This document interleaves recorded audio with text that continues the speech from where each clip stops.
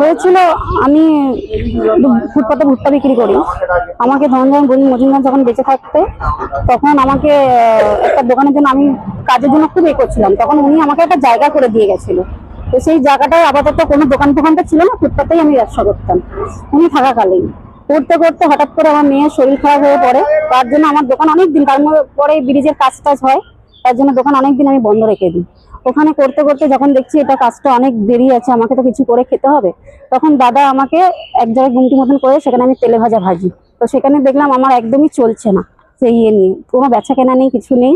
তো সেখান থেকে আমি আবার যেখানে আমি পুরোনো জায়গায় যেখানে ব্যবসা করতাম সেখানে গিয়ে দাদাদেরকে বলি, অরুণদা গোড়াদা, যে আমি যদি এখানে বসে কটা ভুট্টা বিক্রি করি কারো কোনো আপত্তি আছে? তা বললো না, একজন গরিব মানুষ করে যখন খাবে তো কোনো আপত্তি নেই। বলার পরে ঠিক আছে আমি বসলাম, বসতে বসতে যেই 4-5 দিন 6 দিন গেল, সেই কবিপালের ছেলেরা এসে 10-12 জন এসে আমাকে উল্টো পাল্টা বলে, কে বসতে দিয়েছে, কে করেছে। তখন আমি বললাম গোড়াদা অরুণদাকে বলে আমি বসেছি, যেহেতু ওরা আমাকে চেনে, আমি ওখানে দোকানদারি করেছি। এবার উনি এসে ছেলেগুলো এসে গালাগালি করে, অরুণের বাবার জায়গা এই সেই, ল্যাংটো করে পিটাবো, শুয়োরের বাচ্চা, মানে সে কি বলবো। বলার পরে আমার জোর করে ফোন নাম্বারটা নেয়, নিয়ে বলে আপনি দাদার সাথে দেখা করবে। ঠিক আছে, গেল আনকমন নাম্বার দিয়ে, এই নাম্বার দিয়ে, ওই নাম্বার দিয়ে, সারাদিন 9:30 10টা অব্দি ফোন করে গেছে, আপনি আসলেন না, আপনি আসলেন না। আমি বলে আমার মেয়ের শরীর খারাপ, কাজে ব্যস্ত আছি, আমি এখন যেতে পারবো না। তারপরেও কোথায় থেকে দিল? পার্টি অফিসে। তখন আমি কি করবো, ভয় পেয়ে গিয়ে আমি থানায় গেলাম, বড়বাবুকে ডিটেলস সব জানালাম। তখন বড়বাবু বললো যে আপনি দেখেন ওরা কি বলতে চাইছে, যখন প্রবীর পাল ওনার সাথে আপনি কথা বলুন, দেখুন কি বলছে।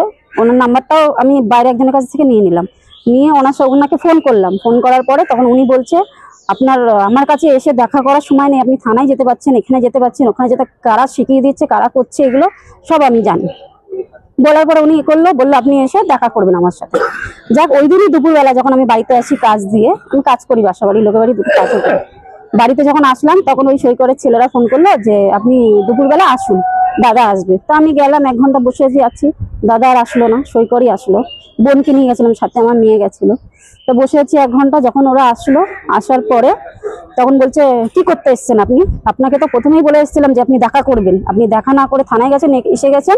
থানার যদি বাবার ক্ষমতা থাকে আপনি দোকানটা খুলে দেখিয়ে দেবেন।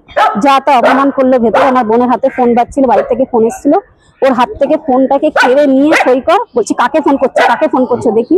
এইগুলো এই ছোট লোকের মতন ব্যবহারগুলো করলো। তারপর আমি এটাও বললাম যে ঠিক আছে, আমি তাহলে কি করবো, আমার মালও কেনা ছিল, 100 পিস মাল, আমার পুরো 1 সপ্তাহে পুরো নষ্ট হয়ে গেল। এবার যখন বলছি দাদা মালগুলো তো আমি বিক্রি, বলে আপনাকে কি মাল কি আমরা বলেছিলাম কিনে রাখতে, নষ্ট হয়েছে, আমরা কি করব, যা তা বললো। বলার পরে পরের দিন প্রবীর পাল আবার সন্ধ্যাবেলার দিকে, কখন ওই 8:30টার দিকে বসেছিল, ওদের ছেলে একদিন ফোন করেছিল। তারপর দাদা নিজেও বলেছিল যে আমি বসবো, আপনি আসুন। গেলাম, উনি তো কোনো কথা আমার শুনলো না, খালি বললো যে আপনাকে আমার ছেলেরা যখন দেখা করতে বলেছিল আপনি দেখা করতে আসেননি, আপনি থানায় এখানে ওখানে যেতে বলেছে। ঠিক আছে আমি দেখছি, সোমবার দিন দেখছি আপনাকে। তারপরে আপনি কিভাবে এখন কি দোকান দিচ্ছেন না দোকান বন্ধ? না, এখন দিচ্ছি। এখন ওই দিদিরা এসেছিল, মুনমুন্দি, গোপা পান্ডে এসেছিল, দিদি এসেছিল, আর একজন এসেছিল, নামটা বিউটি হালদার, তারপর দাদা এসেছিল দেবাশিস ব্যানার্জি। ওনারাই এসে আমার পাশে থেকে আমাকে জায়গাটা আবার করে দিয়ে গেছে। আপনার যখন থানায় জানালেন তখন আপনাকে থানা থেকে বললো যে আপনি দেখা করুন, মানে হ্যাঁ বললো আপনি একটু দেখা করুন, দাদার সাথে দেখা করুন, দাদা কি বলছে সেটা শুনুন। তো তার আগেই তো সই কর এসে যা তা বললো। বলার পরে তারপর দাদা সন্ধ্যাবেলা আসলো, পরের দিন আবার গেলাম, তখন কি দাদার সাথে কথা বললাম, তখন দাদা বলছে সবই শুনেছি, আমার ছেলেরা সবই।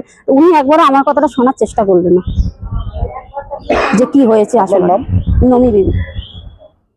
আপনি এখানেই থাকেন নাকি? আমি এখানেই থাকি, 2টো বাচ্চা নিয়ে, আমার স্বামী নেই। আমি এইভাবেই দুজনকে এইভাবেই কাজ করে, ফুটপাতে দোকান করে এইভাবেই আমার চলছে।